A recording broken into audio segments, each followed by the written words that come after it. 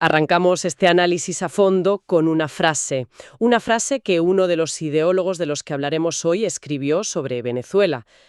La describe textualmente como un burdel con un enorme potencial. Y un laboratorio perfecto para la gobernanza del siglo XXI. Exacto. Lo que es increíble de esa frase no es solo la crudeza, que es evidente, sino que encapsula las dos caras de esta ideología. Por un lado, un desprecio absoluto, y por otro, una visión casi de startup tecnológica. Totalmente. Laboratorio, potencial, es el lenguaje de un plan de negocio, no de geopolítica. Desde luego. Y es un punto de partida, brutal, que nos mete de lleno en las ideas que están remodelando una parte de la derecha estadounidense. Y que quede claro, hoy no vamos a hablar de la política del día a día. No, nada de tweets ni polémicas. Nos vamos a meter en la arquitectura intelectual que hay detrás. Que es una arquitectura que, como vemos en las fuentes, es un lío. Te pones a leer y ves que hay varias corrientes que a primera vista parece que se dan de tortas, pero luego rascas un poco y al final todas apuntan al mismo sitio. Exacto. Para guiarnos, tenemos sobre la mesa una serie de fuentes muy completas. Artículos de investigación, análisis de expertos y fragmentos de los propios textos de estos pensadores.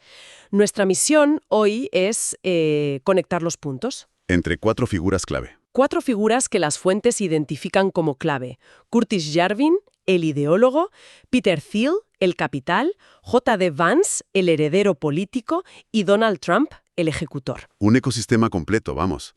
La idea, el dinero, la figura política y el líder de masas para ponerlo en práctica. Así es. Primero vamos a intentar descifrar las filosofías centrales, lo que se conoce como la Ilustración Oscura. Y después veremos cómo esas ideas se traducen en un plan práctico. En un nuevo tipo de imperialismo. ¿Sí? Ok, vamos a meternos en faena. La figura central de todo este entramado, el punto de origen, es un ingeniero de software y bloguero llamado Curtis Yarvin. Escribía bajo seudónimo. Mencius Moldvug. Y es considerado el arquitecto del movimiento neorreaccionario.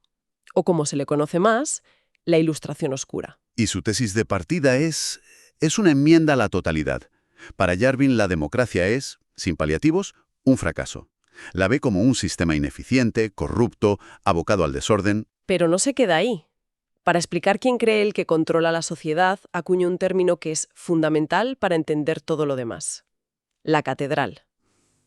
Expliquemos esto bien, porque él es la piedra angular. Venga. La catedral no es una conspiración de señores con chistera en una sala oscura, no. Para Yarvin es una red invisible. Descentralizada. Exacto. Formada por las universidades de élite, Harvard, Yale, los grandes medios, el New York Times y la burocracia estatal. O sea, es básicamente lo que Trump y sus seguidores llamarían más tarde el Estado profundo. Es un concepto muy, muy parecido. Y la función de esta catedral, según él, es imponer un pensamiento único. Una moral progresista que se presenta como la única verdad objetiva y que en realidad solo sirve para perpetuar el poder de esa misma élite. Es un concepto potente. Es como si dijera que el enemigo no es un gobierno concreto, No. sino la atmósfera cultural que respiramos. Justo. Y esa es la clave de su poder según Yarvin. Es difuso, no tiene un centro y por eso es tan difícil de combatir. Es como luchar contra el aire. De esa frustración nace todo su proyecto. Un rechazo total a los pilares de la Ilustración, ¿no? Democracia, igualdad, humanismo. Todo. Para él todo eso es un error histórico. Una desviación que ha llevado a Occidente a la decadencia. Vale. Si la democracia y la Ilustración son el problema, la solución que propone debe ser bastante radical. Radical es quedarse corto. Su propuesta es, abolir el gobierno democrático y reemplazarlo por una especie de monarquía corporativa. Una monarquía corporativa. Sí. El Estado debería funcionar literalmente como una empresa. Estaría dirigida por lo que él llama un CEO rey o un CEO dictador. Un CEO rey. Y aquí ya vemos la conexión directa con Peter Thiel, ¿no? La idea de un Estado gestionado con la eficiencia de un CEO de Silicon Valley es puro ADN de Thiel. Absolutamente. El modelo de Yarvin es que este CEO rey solo responde ante sus accionistas. Que serían las élites. Las élites propietarias del país, entendido como un activo. El objetivo ya no es el bienestar del pueblo, sino la rentabilidad. Y esto lo combina con ideas muy controvertidas, como sus teorías basadas en pseudociencia racial, donde llega a afirmar que hay diferencias congénitas de inteligencia entre razas. Vaya, Un modelo autoritario y tecnocrático. Pero las fuentes también identifican otra corriente que se mezcla con esta, a la que llaman los teobros, Sí, los teobros, muy vinculados al nacionalismo cristiano. y que influyen mucho en figuras como J.D. Vance. Y aunque su justificación es teológica en lugar de corporativa, el resultado es sorprendentemente similar.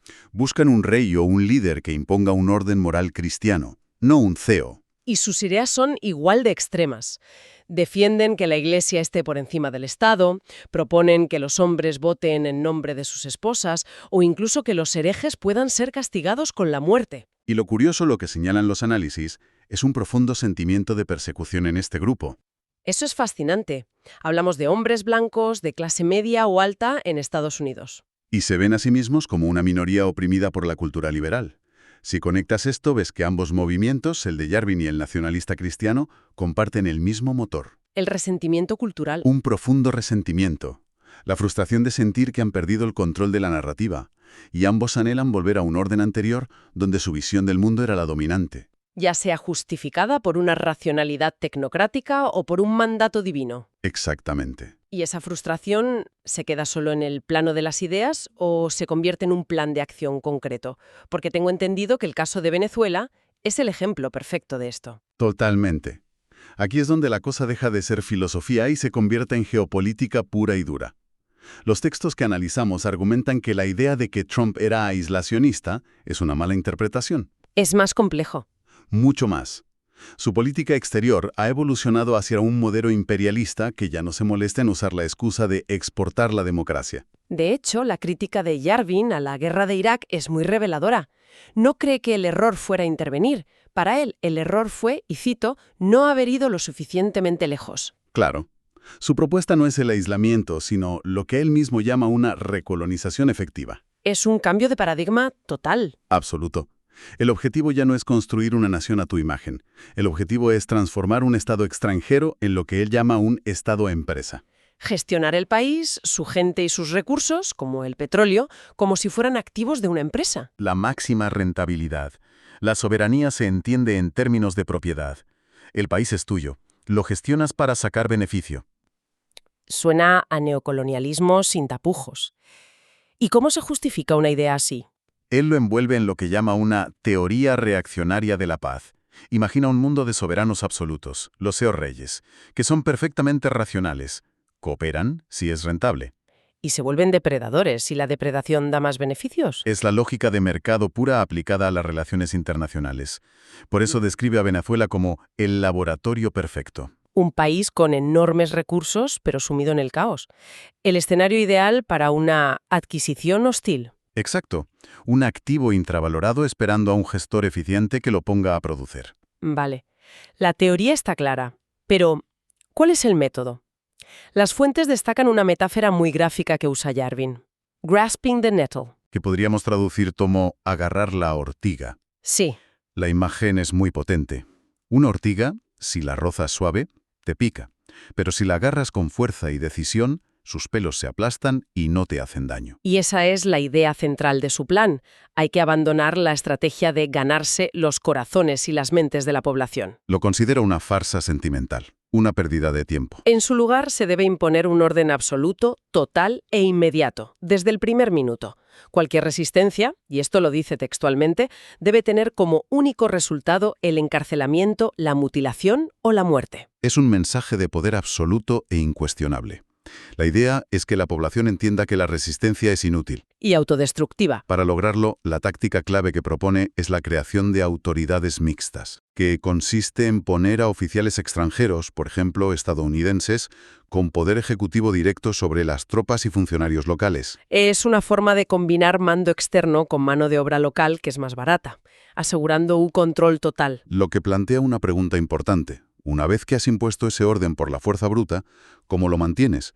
Y la respuesta es inequívoca, con tecnología. Las fuentes hablan sin rodeos de herramientas orwellianas. Sí, para erradicar cualquier disidencia de raíz. Y no es una exageración. El plan que se detalla es escalofriante. Habla de un censo biométrico de toda la población con muestras de ADN y escaneo de iris. De instalar rastreadores GPS inviolables en todos los vehículos y también en personas de interés para una vigilancia constante. Y, por supuesto, la prohibición total de organizaciones políticas, sindicatos, manifestaciones, cualquier tipo de reunión pública. Eficientes. Dice que sus ciudadanos aceptan esa falta de libertad a cambio de orden y prosperidad. Es el contrato social definitivo de esta ideología. Renuncia a tu libertad política a cambio de una jaula de oro eficiente y segura. Bien, hemos visto la teoría y el manual de instrucciones. Ahora es el momento de juntar todas las piezas, ver cómo esas 4 figuras que mencionamos encajan en este puzzle. Es un ecosistema, como decíamos, donde cada pieza tiene una función muy específica. Empecemos por el principio. Curtis Yarvin es el ideólogo, el arquitecto. Él provee todo el armazón teórico. La crítica a la catedral, el modelo del Cío Rey. Y como acabamos de ver, el manual de recolonización para crear estos estados empresa. Él pone las palabras. Crea un marco intelectual para gente que ya sentía ese resentimiento, pero no sabía cómo articularlo. Luego, en el siguiente nivel, está Peter Thiel, el multimillonario cofundador de PayPal y Palantir. Él es el capital y la estrategia. No es solo un donante que pone dinero. No. Según las fuentes, es el puente que conecta estas ideas radicales que nacen en rincones oscuros de Internet con el mundo real, con el poder y las finanzas de Silicon Valley. Y su afinidad ideológica es pública y notoria. Si él comparte esa desilusión con la democracia. Es famosa su frase de 2009. Ya no creo que la libertad y la democracia sean compatibles. La política democrática como un estorbo para el progreso. Para el capitalismo sin trabas, sí. Ven el modelo de Yarvin una solución. Y Thiel, a su vez, es el mentor político y financiero de la tercera figura, J.D. Vance. Que ese vía el heredero político. Vance representa la siguiente generación, la que puede llevar estas ideas desde los blogs a las más altas esferas del poder en Washington. Vance es una figura muy interesante, porque es la síntesis perfecta.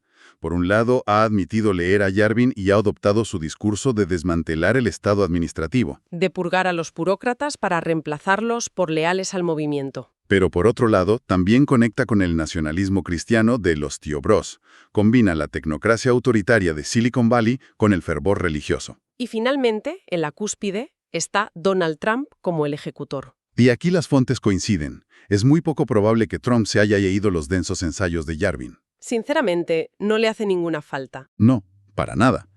Porque su instinto político y su estilo de gobierno son la manifestación práctica de estas ideas. Su visión de un poder ejecutivo fuerte, casi sin contrapesos. Su guerra contra el Estado profundo, que es su versión de la catedral. Su desprecio por las normas. Todo encaja a la perfección con la filosofía de Yarvin, aunque sea por pura intuición. De hecho, la propuesta de crear un departamento de eficiencia gubernamental para purgar la burocracia es la ejecución literal de los planes de Yarvin. En resumen, lo que describen estas fuentes no es solo un movimiento político más. Es un proyecto de reestructuración sistémica. El objetivo final es transformar el Estado. Que deje de ser una entidad política, un espacio de deliberación. Para convertirse en una propiedad corporativa, gestionada con herramientas tecnológicas de control. Una visión del mundo que en el fondo sustituye la política por la gestión y la ciudadanía por la propiedad. Y hay un punto ciego en todo esto que las fuentes señalan y que me parece crucial. Tienen una obsesión casi patológica con los efectos culturales, la corrección política, la ideología woke, pero ignoran las causas económicas. Critican a las universidades y a los medios. Pero no al sistema económico capitalista que en gran medida moldea esa misma cultura que detestan. Es una contradicción enorme. Criticar la catedral, pero a menudo forman parte de las élites económicas que la sostienen. Bueno, los documentos que hemos analizado hoy detallan un modelo de intervención extranjera basado en el control absoluto. Y aquí, para terminar, queremos dejar una reflexión final. Una pregunta que se desprende de todo lo que hemos visto hoy. Si este modelo de Estado-empresa, con su control biométrico y la eliminación de libertades, se plantea como un laboratorio perfecto para ser aplicado en el extranjero, justificado por la necesidad de imponer orden y eficiencia, ¿qué impide que esas mismas herramientas orwellianas de control se propongan finalmente para ser aplicadas también en casa?